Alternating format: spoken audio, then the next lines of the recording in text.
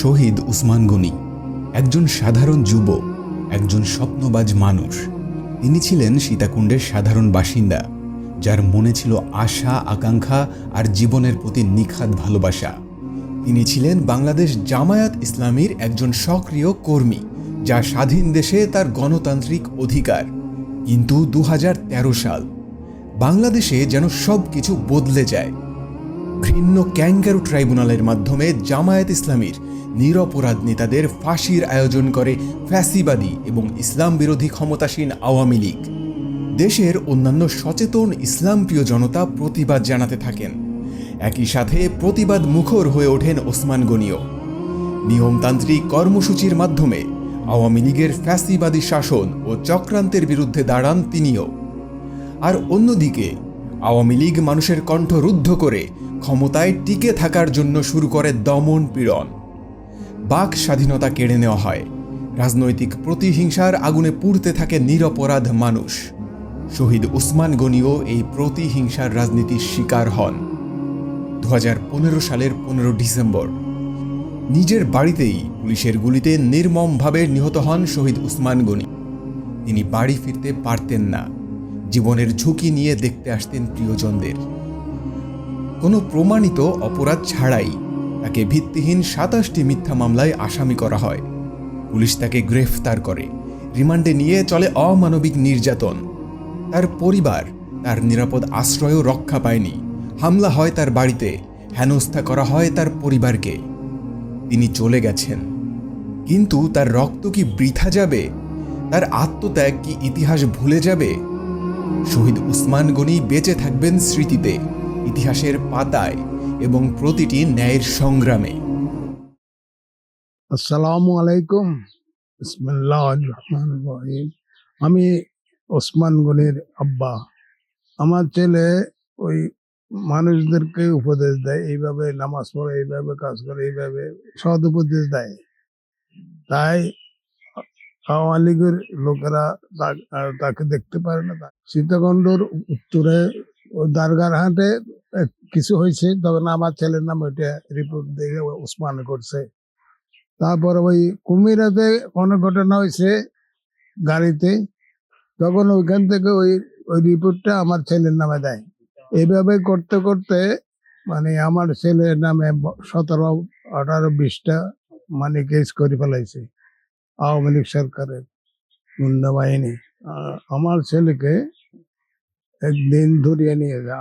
আমরা রাত্রে ৪টার সময় ঘুমাইতেছি, ঠিক ওই সময়ে আমার ঘরের মধ্যে পুলিশ বাহিনী আসিয়া তখন বলতেছে দরজা করলো, দরজা করলো। তখন আমরা পিছন দিক দিয়ে চলে গেলাম।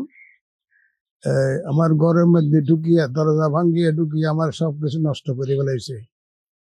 আলমিরা ভাঙ্গিয়া যত মাল সামান্য ছিল সবগুলো সিঁড়ি বেড়ে ফেলাই দিয়েছে।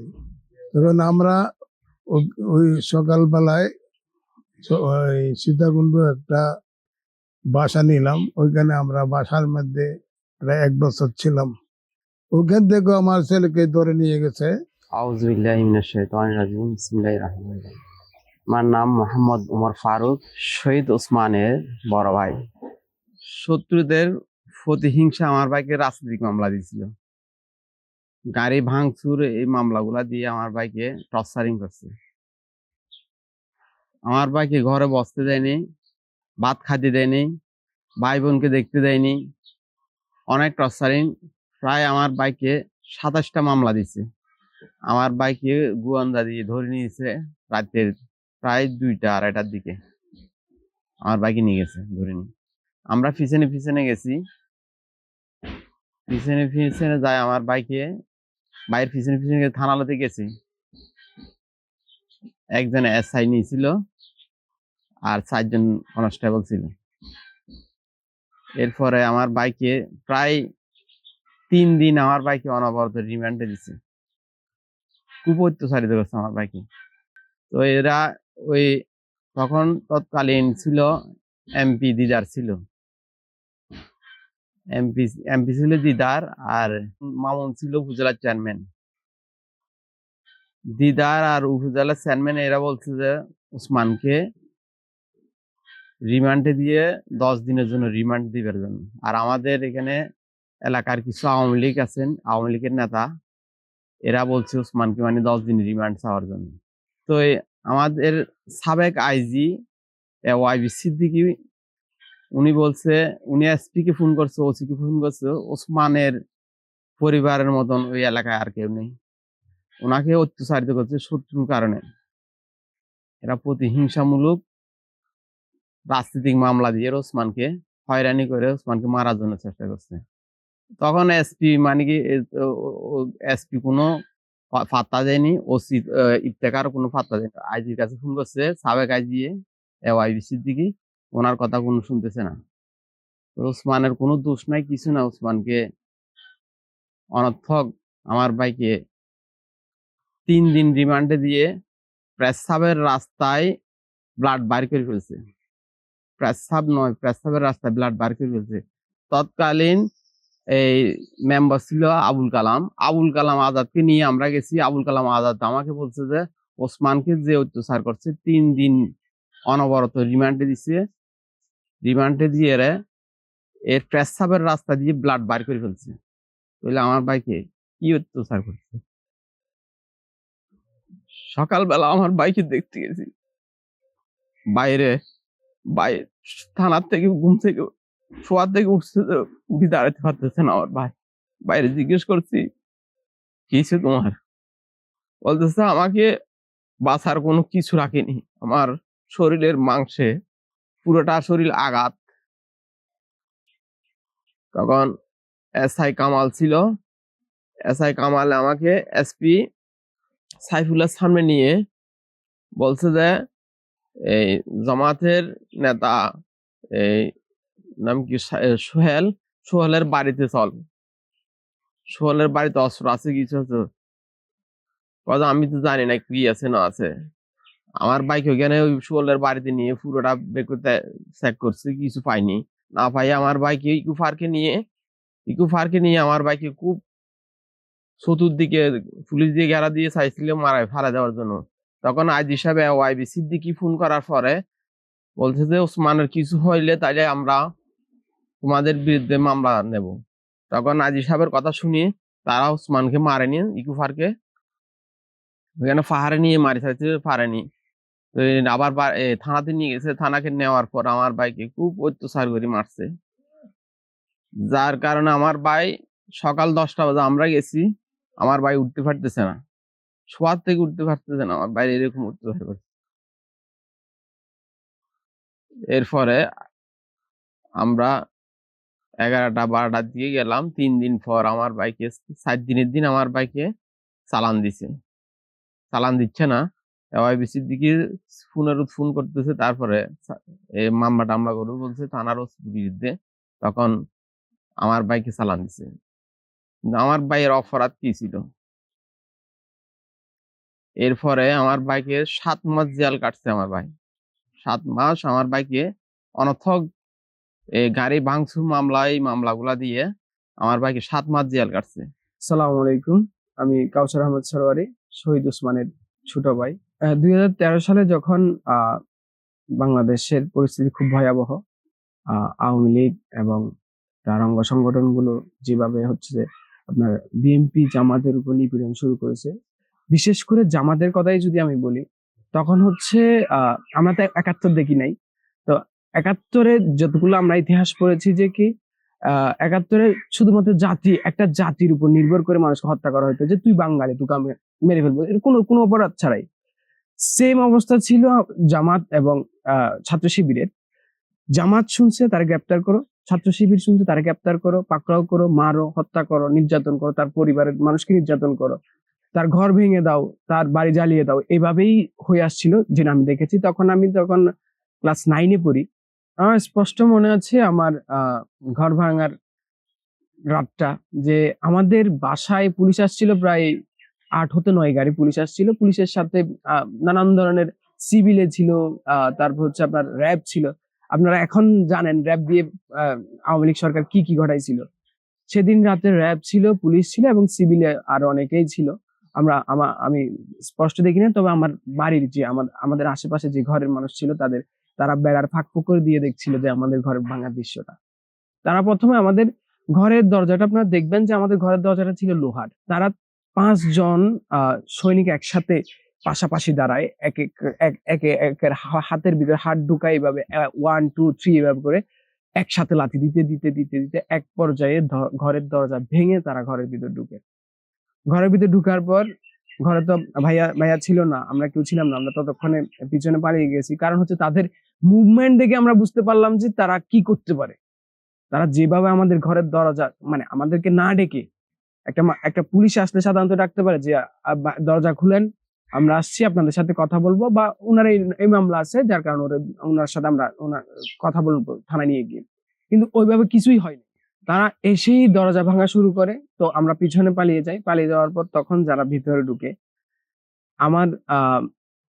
আমার চাচাতো ভাইয়ের মেয়ে আমাকে বলছিল যে, চাচ্চু আমি দেখেছি তারা কিভাবে ঢুকতেছে, শুধু ঢুকতেছেই, শেষ হওয়ার কোনো নাম নেই। একের পর এক 4 জন 5 জন 10 জন এভাবে ঢুকতেছে, এভাবে একের পর এক শুধু রুমের মধ্যে ঢুকতেছে, কিন্তু শেষ হওয়ার কোনো নাই, হদিশ নাই।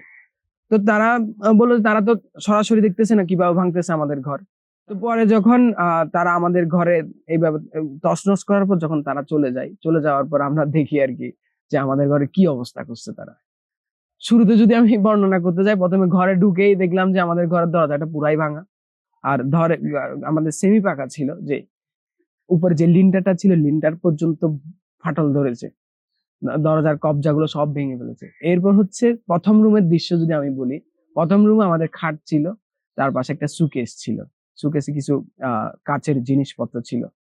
খাটের উপর উঠে খাটের যে ব্যাটটা ছিল, ব্যাটটা মাটিতে ফেলে খাটের উপর উঠে তারা লাফিয়ে খাটটা ভেঙে একেবারে তছনছ করছে। তছনছ করে মানে আমার বিষয়টা আমার মাথায় আসে না যে তারা খাটের উপর উঠে কেন লাফালো, কেন খাটটা কি দোষ করছে। তারপর হচ্ছে যে সুকেসে যে জিনিসগুলা ছিল সেগুলা তো একটা একটা করে ফেলে পুরা রুমে তছনছ করে সব ভাঙছে। এরপর সুকেসটা পর্যন্ত উল্টাই দিয়েছে, সুকেসের উপর উঠে তারা লাফাইছে। সুকেসের যে স্টিলের ছিল, স্টিল গুলা পর্যন্ত তারা একেবারে দুমড়ে মুচড়ে দিয়েছে। এরপর রুমে ছিল আমাদের ফ্রিজ এবং আরেকটা খাট ছিল, কিছু হাঁড়ি পাতিল ছিল। হাঁড়ি পাতিল গুলা ছিল আপনার স্টিলের, ওগুলা ভেঙে তারা ওগুলার উপর বুট দিয়ে পাড়া দিয়ে একেবারে তক্তা করে ফেলছে, সমান পিষে ফেলছে, সমান করে ফেলছে। যে খাটটা ছিল খাটটাও সেম ভাবে ভাঙছে। ওই রুমে ঢুকার সময় যে দরজাটা ছিল সেই দরজাটাও ভাঙছে। দরজাটা কিন্তু খোলা ছিল, তারপরে তারা দরজাটা ভাঙছে। দরজাটার কি দোষ আমি জানি না, তবে গ্যাস সিলিন্ডারটা ধরে নাই, হয়তো তারা ভয়ে ছিল, গ্যাস সিলিন্ডার স্বাভাবিক ছিল। তারপর হচ্ছে আপনার ফ্রিজ খুলে ফ্রিজে যে মাংস যে সবজি ছিল সব বাইরে ফেলার পর হচ্ছে ফ্রিজটা জাস্ট ওরা কিছুই করে না, লাইনটা খুলে দিছিল। এরপর হচ্ছে তারা এর পরের রুমে গিয়ে যে খাটটা ছিল সেটাও ভাঙছে। মানে কোনো একটা জিনিস তারা অক্ষত রাখে নাই, শুধু গ্যাস সিলিন্ডার আর ফ্রিজটা ছাড়া। ফ্রিজে যে মালামাল ছিল সেগুলো বের করছে, কিন্তু তারা আর কিছুই অক্ষত রাখে নাই। তো এইভাবে হচ্ছে তো প্রত্যেকটা জিনিস তারা, আমাদের ঘরের যে সম্পত্তি ছিল, যে মূল্যবান জিনিস ছিল সব ভেঙে দিয়েছে, কিন্তু লুট করে নাই। আমার মাথায় ঢুকে না যে ওরা তো চাইলে এগুলো নিয়ে যেতে পারতো, কিন্তু এত খুব কিসের, কি অপরাধ আমাদের, খুব কিসের। ওই পুলিশ যারা আসছিল, ওই র্যাব যারা আসছিল, তাদের সাথে তো আমাদের কোনো পার্সোনাল শত্রুতা ছিল না। তাদেরও তো পরিবার আছে, তাদেরও তো মা ভাই বোন আছে। তারা কেন এমনটা করলো, কি খুব ছিল তাদের? পার্সোনাল তো কোনো শত্রুতা আমি নেই। তো যেটা ছিল ওইটা হচ্ছে, আমি যে কথাটা প্রথমেই বলেছিলাম যে জাতিগত শত্রুতা। যে 1971 সালে যে বাঙালিদেরকে যেভাবে তুই বাঙালি বলে হত্যা করেছে, তুই বাঙালি বলে নির্যাতন করেছে, ঠিক সেম ভাবে তুই জামাত করস, তুই ছাত্র শিবির করস, তোর কোনো দোষ নাই, তুই শুধুমাত্র জামাত করস, তুই বাবা জামাত করে, তোর ফ্যামিলি জামাত করে, তাই তুই অপরাধী। আমি আরেকটা বর্ণনা দিতে চাই এখানে হচ্ছে, আমি কিছুদিন আগে এই 2022 সালের দিকে আমি ইউনিয়ন পরিষদে যাই একটা চেয়ারম্যান সার্টিফিকেটের জন্য। আমার চেয়ারম্যান সার্টিফিকেটের জন্য যাওয়ার পর আমাকে হচ্ছে বলে যে আপনার এত টাকা পরিশোধ করতে হবে, প্রায় 6,000 টাকা পরিশোধ করতে হবে। তো আমি বললাম 6,000 টাকা তো আমি সাথে আনি নাই, আমার কাছে 2,000 টাকা সাথে আছে, আমি 2,000 টাকা দেই, 6,000 বাকি 4,000 টাকা আমি পরশু বা কালকে দেই। তো সে বললো না, তাহলে আপনাকে চেয়ারম্যানের কাছে যাইতে হবে, চেয়ারম্যানের সাথে কথা বলেন, চেয়ারম্যান যদি বলে তাহলে দিতে পারবেন। আমি চেয়ারম্যানের কাছে যাই। চেয়ারম্যানের রুমে ঢোকার পর দেখলাম কয়েকজন নেতাকর্মী বসে আছে, সেখানে আমার স্থানীয় নেতাকর্মীও ছিল কিছু। তো আমি চেয়ারম্যানকে বললাম, চাচা দেখেন না আমার এত টাকা আসছে, আমি 2000 টাকা দেই, আমার চেয়ারম্যান সার্টিফিকেটটা খুব প্রয়োজন আমার পাসপোর্টের জন্য। উনি আমাকে বললো, আচ্ছা ঠিক আছে তুমি পরে দাও। কিন্তু সেখানে যে আমার স্থানীয় যে নেতাকর্মী ছিল আওয়ামী লীগের, সে বলল, আমি আমাদের গ্রামের ভাষায় বলছি, সে যেভাবে বলেছিল যে এদের কি সার্টিফিকেট, এতে তো এদের বাপ জামাত করে, এদের ভাই জামাত করে। মানে বুঝছেন বিষয়টা, যে আমার কোনো দোষ নাই, আমার ফ্যামিলি জামাত করে তাই আমি সার্টিফিকেট পাবো না। জামাত করা কি দোষের? আমার হচ্ছে এমন ভাবে বলা হয়েছে, আমি তখন মানে আমি চিন্তা করলাম যে কি রে, আমি পুরাই নগণ্য, আমি কিছুই না দেশের জন্য, আমি বাঙালিও না, এইভাবে মনে হলো আমার কাছে, যে এতে জামাত করে, এদের কিছু দেওয়া যাবে না, এতে কিছুই করতে পারবে না, এদের কোনো কাজই নাই, এদের আমি শুধু আসছি অক্সিজেন নষ্ট করার জন্য পৃথিবীতে, আমার কোনো কাজই নাই, সব ওরাই করবে, সব কিছু ওরাই পাবে সুবিধা, আমরা কিছুই পাবো না, আমরা আমাদের যে ন্যায্য অধিকার, আমাদের যে নাগরিক অধিকার, সেটাও পাবো না আমরা, কারণ আমরা জামাত করি। আসসালামু আলাইকুম রহমতুল্লাহি বারাকাতুহু। আমার নাম কাজী মোহাম্মদ নূর মোস্তফা কামাল। আবার যে কোনো সুবিধা অসুবিধা, রাজনৈতিক সমস্যা, উনি আমাদের হাফজানা থাকতেন, আমার বাড়ি থাকতেন। যে সে মারা যাবে কিছুদিন আগে দিয়ে আমার বাড়িতে ওর ছিল, আমি তো থাকতেন না বাড়িতে, আমি থাকতাম এখানে গরম ব্যবস্থা আগে। তো দেখুন আমার মা ফেরাইলে হুজুর অনেক কি লাগবে, আর তুই যে মনে আই চালে ব্যবস্থা ফাটাইছ ওই রেড কালার হুদি নার্সারি আছে, এই নার্সারির একদিন আরে যে কি আমি নার্সারির তোন কিছু গাছ পাঠাম, হয় অসুবিধা গাছ পাঠাইছি। এইটার গাছ অনেক আছে আমার বাড়িতে এলাকার, আর বাড়ির মানে অনেক আছে, কাটা গেছে এনে। তো যার ফলে আল্লাহ খুব আন্তরিক, খুব সম্মান দিতে পারে ওলাগারে, মানে খুব ভালোবাসা ছিল। তার মার সাথে আমাদের এখনো যোগাযোগ, তার প্রতিটি ভাই আমাদের সাথে যত আন্তরিকতা ভদ্রতা। হঠাৎ করি এই অ্যাক্সিডেন্ট হওয়াতে আমার মর্মাহত। আমি তখন দেশে ছিলাম না, তখন টাউনে ছিলাম, সেখানে বললাম যে মসমানের হত্যা করেছে। এই জন্য আমাদের সাথে অনেক ভালো ছিলেন, আমার সাথে যথেষ্ট ভদ্র ব্যবহার করতেন, আমাদের ফ্যামিলির সাথে জড়িত এই ছেলেটা। হাইয়া মাইয়া আন্তরিকতা ভালোবাসা তার কোনো তুলনা নাই। তার মারা যাওয়ার পরও কবরে গেছে, তার জারাত করছি। আল্লাহ তার জন্য মাফ করে সত্যটুকু না মাফ করে। আসসালামু আলাইকুম রহমতুল্লাহ। আমার নাম মোহাম্মদ নাসিরউদ্দিন। আমি সাবেক বাংলাদেশ জামাতে ইসলামী ৬ নং ওয়ার্ডের সভাপতি, এখন বর্তমান শ্রমিক কল্যাণ ইউনিয়ন সাংগঠনিক সম্পাদক হিসেবে দায়িত্ব পালন করতেছি। আসলে শহীদ ওসমান ভাই আমার সাথে দীর্ঘ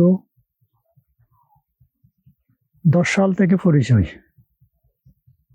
প্রথমে ওনার ভাই উমর আমার বন্ধু, ওনাদের বাড়ি থেকে আসা যাওয়া, তারপরে ফেসিবাদ সরকার শেখ হাসিনার আমলে আমরা 13 সাল থেকে আন্দোলনরত।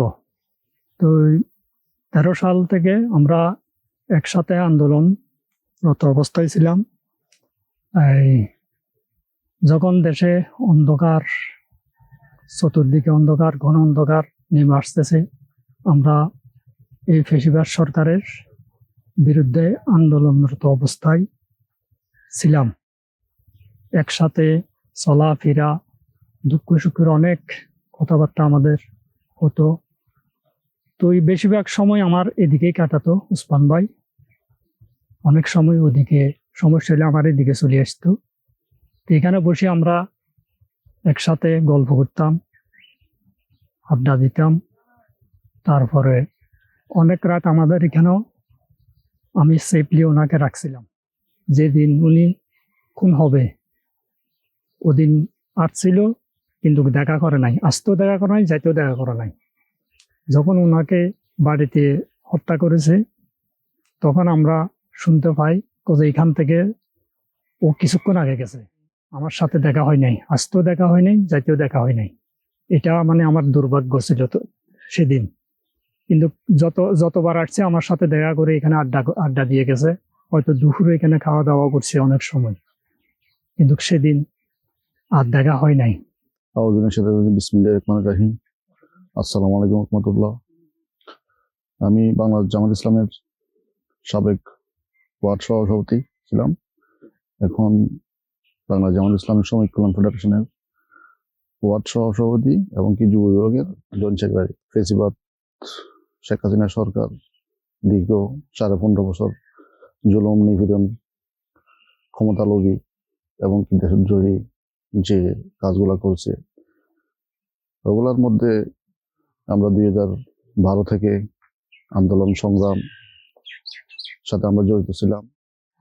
আমরা যারা নির্যাতিত ছিলাম, আমাদের শহীদ ওসমান ভাইয়ের স্মৃতিতে ওসমান ভাইয়ের জন্য আমরা অনেক কষ্ট করেছি। ওসমান ভাই আমাদেরকে নিয়ে অনেক কষ্ট করেছে। আমরা ওসমান ভাইয়ের হাতে গোনা উঠেছি। ওসমান ভাই আমাকে ছোট ভাইয়ের স্নেহ করতো, আমি ওসমান ভাইয়ের হাতেই সংগঠনে পা রাখি। ওসমান ভাই আমাকে দীর্ঘ সময় বাড়ি থেকে এসে উনি ওনার কাছে নিয়ে যেত, ওনার সাথে আমাকে রাখতো সব সময়। ওনার বাড়ি হচ্ছে পূর্ব দিকে আর আমার বাড়ি হচ্ছে পশ্চিম দিকে। উনি আমাদের এদিকে বেশি ওনার সময় কাটাইতো আমাদের সাথে। নাসির ভাই ছিল, আমি ছিলাম, আমাদের এখানে ছিল আর ইলিয়াস ছিল, জাহাঙ্গীর আলম ছিল, ওনারা ছোট ছিল। আমরা মোটামুটি ওনার একটু ছোট ছিলাম, মাথা তোলা ছিলাম তখন।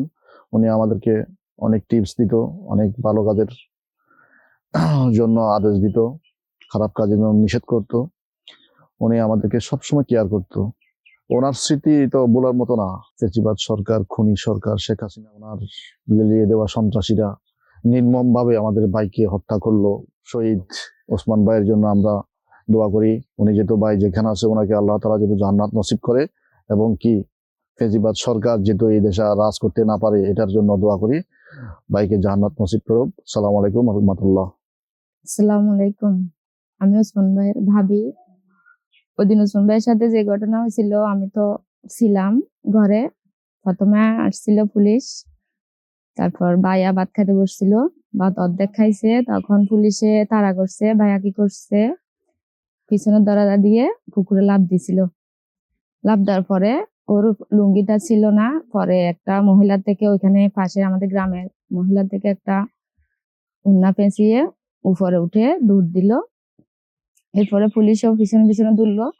দৌড়ার পরে তো অর্ধেকের মধ্যে ভাইয়াকে গুলি করে দিল। এরপর আমরাও দৌড়াচ্ছি, পরে পিছনে পিছনে দৌড়াচ্ছি। পরে অনেক লোক আসছে গ্রামের, ওখানে মারার পরে আমি তো একটা লোক ছিল আসি, ভাইয়াকে যেখানে গুলি করছে ওই গুলির ওইখানে একটা লোক এসে পা দিয়ে এভাবে ইয়া করতেছে, মানে বলে যে এখনো মরে না, এভাবে উল্টা ইয়া করতেছে। তো আমি ওখানে ছিলাম, আমি তো মানে রাগ করে ওনাকে অনেক কথা বলছি এখানে। তার মধ্যে আরো কয়েকটা গুলো তো আমি চিনি না, ওগুলা সিভিল ড্রেসে ছিল, পুলিশ তো ছিল, মানে সিভিল ড্রেসে ছিল কতগুলা লোক।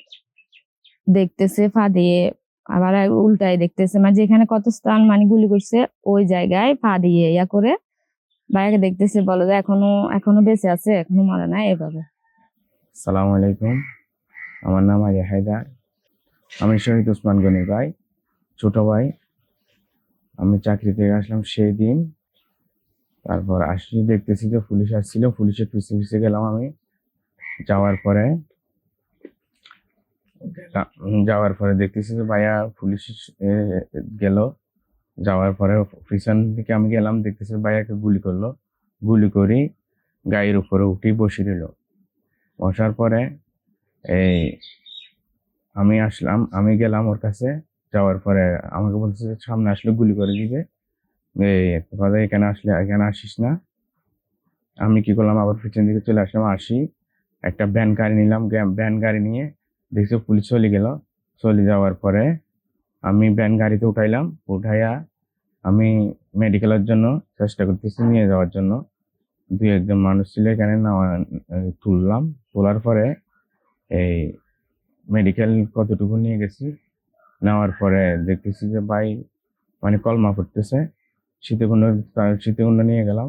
শীতকুণ্ড নেওয়ার পর অক্সিজেন লাগাইলাম। অক্সিজেন লাগার পর দেখে ডাক্তারকে বললাম, ডাক্তার বলছে রুটা চলে গেল। তারপরে এটার পরে দেখতেছি কিছুক্ষণ, আধা ঘন্টা পরে 2 গাড়ি পুলিশ আসছিল। পুলিশ আসি, তারপর কথা আমরা পোস্টমর্টম করাবো এটা বললো। এটা বলার পরে আমরা বলছি না, আমরা নিয়ে যাব, আমরা পোস্টমর্টম কথা না, পোস্টমর্টম করাতে হবে। ওরা পুলিশের অ্যাম্বুলেন্স নিয়ে আসলো। অ্যাম্বুলেন্স নিয়ে আসার পরে এই চিটাং পোস্টমর্টম এর জন্য নিয়ে গেল। চিটাংয়ে নেওয়ার পরে এই পোস্টমর্টম এর ব্যবস্থা হলো। পোস্টমর্টম এর ব্যবস্থার পরে ওরা যা হওয়ার হইলো, তারপর ওরা একটা কাগজের লেখা নাই, কিছু লেখা নাই, গুলি করছে এটা লেখা নাই, কিছু করে নাই। না করার পরে কদে এখন আমরা কদে নিয়ে যাব, কদে খবর দেওয়ার জন্য। তো আমরা সব সাথে ছিলাম, আব্বু, আমার বড় ভাই এই উমর ফারুক, ও আসছিল চাকরি থেকে। আসার পরে আমরা পুলিশের পিছু পিছু আসলাম, আসার পর বাড়িতে নিয়ে আসলাম। আসার পরে যা কবরস্থানে এগুলা ছিল, করার পরে খবর দেওয়া হলো। তারপরে আর কাগজপত্র কিছু হয় নাই, এটা মামলার জন্য কিছু হয় নাই। তারপর আমরা পরবর্তীতে কুড়ে গেলাম, কুড়ে যাওয়ার পর সংবাদ সম্মেলন করলাম।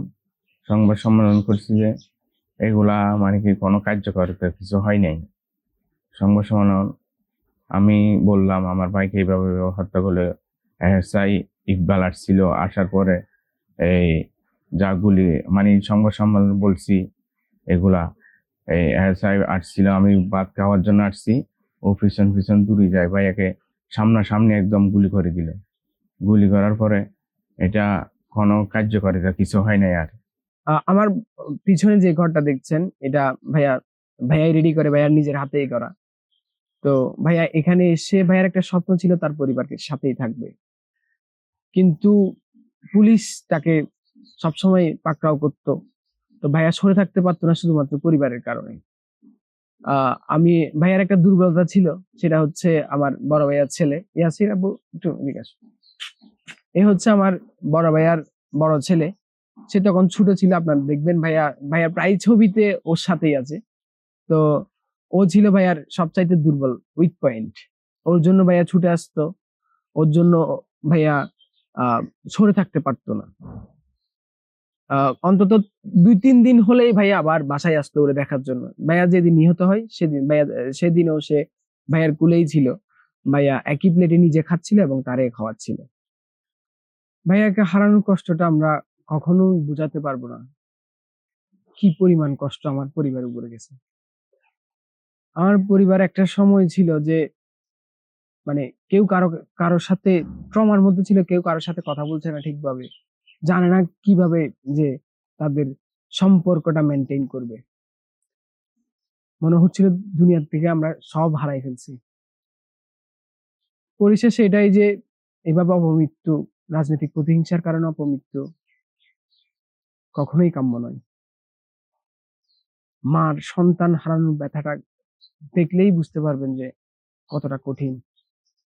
শুধু পারে না পৃথিবী ছেড়ে চলে যাইতে, এই কষ্টটা কেউ কখনো সহ্য করতে পারে না।